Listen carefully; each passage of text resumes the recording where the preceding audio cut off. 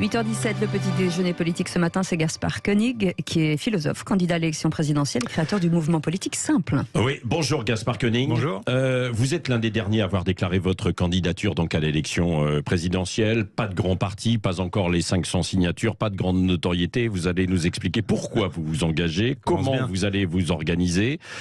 Disons-le, vous êtes de centre droit, hein, c'est ça? Du centre. Oui, du centre. Oh, pas de droit.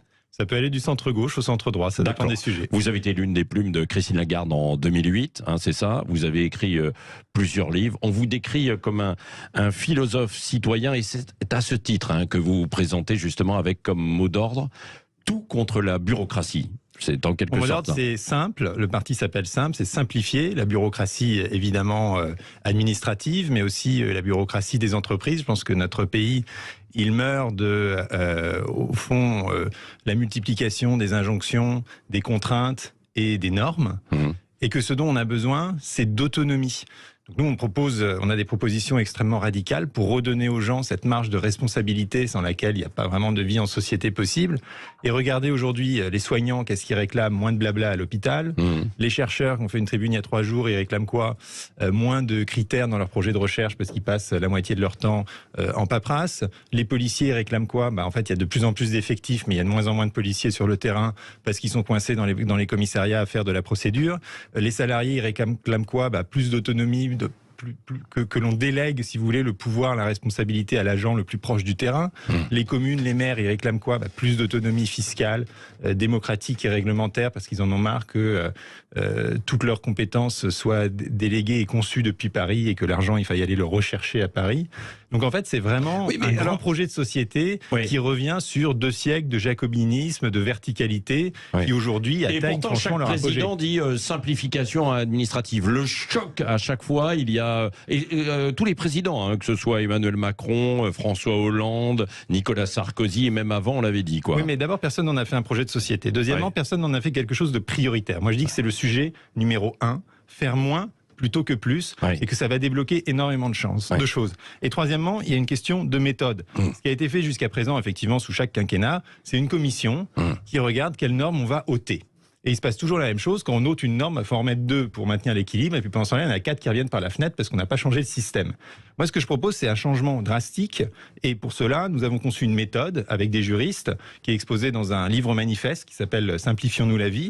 Une méthode qui est née aussi de milliers de témoignages que nous avons récoltés sur le terrain, parce que ce parti, je l'ai fondé en mai. Vous avez fait un tour de France à cheval également. À cheval, mais aussi à pied et en train. Et on a bien bossé pour comprendre en fait ce qui se passe et comprendre la détresse des gens face à cet univers de sigles et de mots de passe.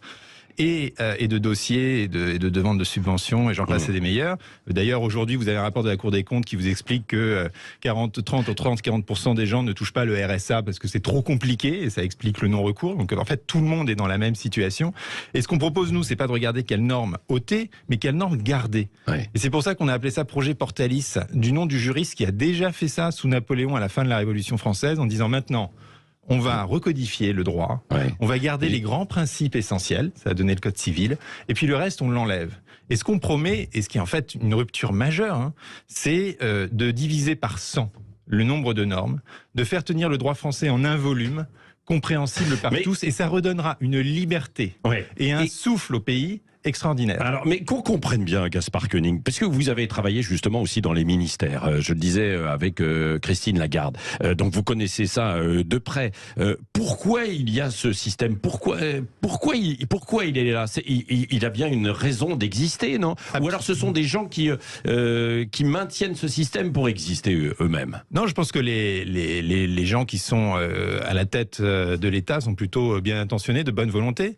Mais je pense que fondamentalement, ils ne font pas confiance à l'individu, à l'entreprise, à la collectivité pour prendre la meilleure décision pour elle-même ou pour lui-même. Et c'est ça leur gros problème, c'est le manque de confiance. Et simplifier, c'est admettre d'abord l'incertitude, c'est admettre le risque, mais c'est surtout faire confiance à l'individu pour choisir sa vie et ses valeurs.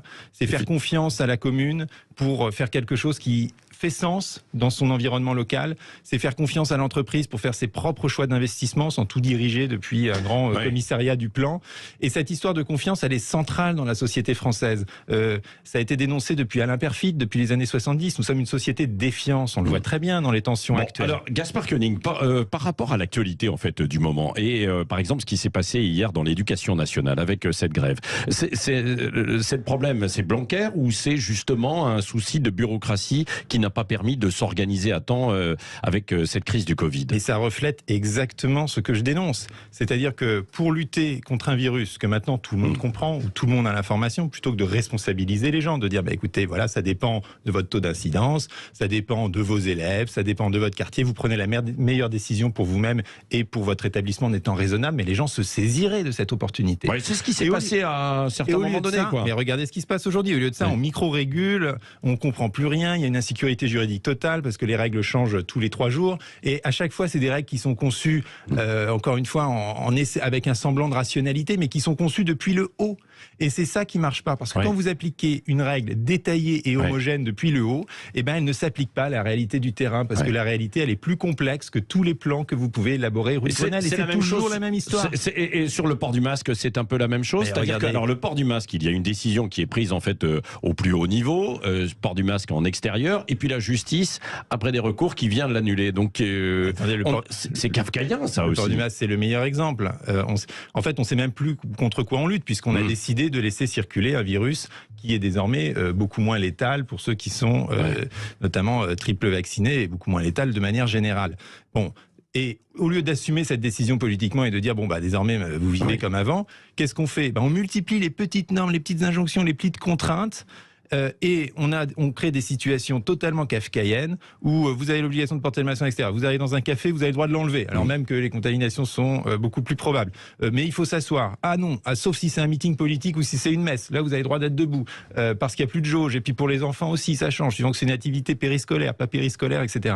Donc c'est exactement ce que je dis. C'est-à-dire que l'administration laissée à elle-même, avec d'ailleurs un rôle de plus en plus méprisé des contre-pouvoirs. Le Conseil d'État fait plus grand-chose pour nos libertés.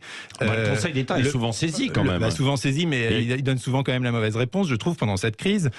Et de l'avis même de hauts fonctionnaires et de conseillers d'État qui considèrent que quand même leur rôle a été gravement mis en cause. Le Parlement lui-même est toujours sous la contrainte d'état d'urgence qui, à mon avis, n'était pas nécessaire. Mais vous voyez bien la logique, on produit de l'emmerdement, mais en fait c'est assez grave. Parce que qu'est-ce qu'on décrédibilise quand on fait ça? L'état de droit. Parce que les gens savent très bien qu'une loi, en fait, elle est plus là pour être respectée. On vous dit de porter le masque à l'extérieur, promenez-vous dans Paris, la moitié des gens n'ont pas le masque. J'ai parlé à un représentant d'un syndicat de policiers, je lui ai dit qu'est-ce que vous faites? Vous allez arrêter les gens qui n'ont pas le masque? Bah non, il laisse couler. Et donc tout ça crée un monde où il y a de plus en plus de lois, de normes, et où en même temps on les respecte de moins en moins. Et tout ça crée je parlais de défiance, la défiance de l'État vers le citoyen, elle se reprojette en défiance du citoyen vers l'État, et elle explique en grande partie la colère. Vous êtes candidat à la présidentielle, vous n'êtes pas élu pour l'instant. Si vous aviez à voter, est-ce que vous seriez favorable au pass vaccinal? Est-ce qu'il va servir à quelque chose? Non, moi je suis complètement opposé et au pass sanitaire et au pass vaccinal. Je pense que si la loi décide que les gens ont le choix de se faire vacciner ou non, ce qui est le cas aujourd'hui, il n'est pas illégal de ne pas être vacciné, alors il ne faut pas créer une espèce de souricière pour contraindre de manière extrêmement pernicieuse les gens à une décision que l'on n'assume pas.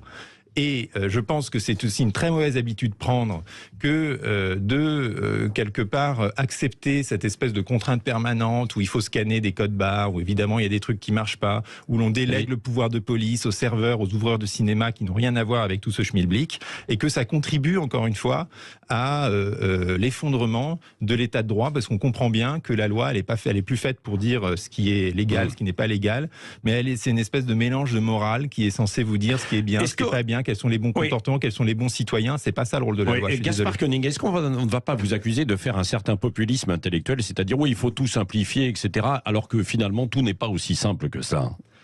C'est difficile de simplifier, c'est très difficile, et ça demande une énorme volonté politique, parce que souvent, pourquoi on aboutit sur une base simple à des lois très complexes? Parce qu'on fait des compromis avec tout le monde, qu'on veut plaire un peu à tous les groupes, et on finit avec une espèce d'énorme usine à gaz.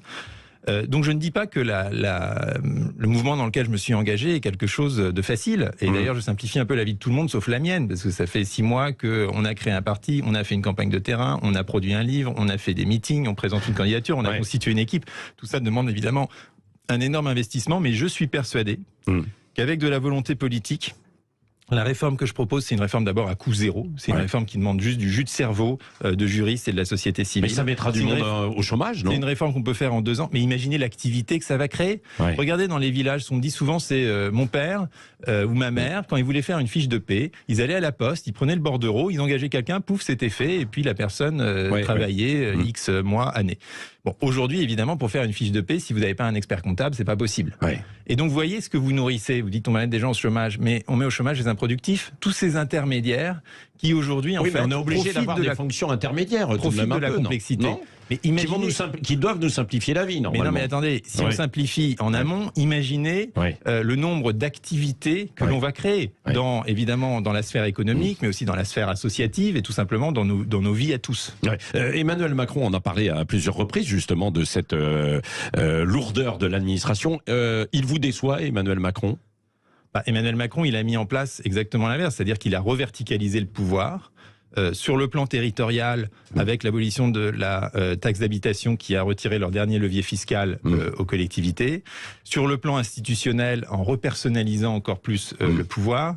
Sur le plan des libertés fondamentales, avec ces états d'urgence qui donc c'est une déception, parce que vous l'aviez soutenu, vous, il me semble. Parce que, absolument, en 2017, il a porté avant frais, il avait aussi cette donc vous êtes cette histoire de la macronisme déçu très rapide, c'est-à-dire qu'on élit quelqu'un sur la promesse de l'horizontalité et d'un vrai changement sociétal, et on le retrouve quelques semaines après à l'arrière d'un véhicule militaire paradant, et en fait ça a été l'image finalement du quinquennat, c'est-à-dire de quelque chose d'ultra personnalisé, de très autoritaire au fond dans la manière d'exercer le pouvoir, même dans les mots qui sont utilisés, de très monarchique. Et je pense qu'on a besoin encore une fois de tout l'inverse. Et moi je veux pas être un président qui a réponse à tout, qui dit tout sur tout, qui fait toutes les cérémonies. Moi je pense que il faut reconsidérer la présidence comme quelque chose qui fait des grands projets, qui donne des grandes orientations pour la nation, et ensuite qui laisse le gouvernement gouverner et le Parlement contrôler l'exécutif. Encore 2 questions, Gaspard Koenig. Comment allez-vous faire pour avoir vos 500 signatures parrainage, qui est indispensable? Vous avez commencé ou pas? Bien sûr, on commence. On a commencé il y a 2 jours après la déclaration de candidature. Par politesse, on ne va pas demander des parrainages quand on n'est pas encore candidat.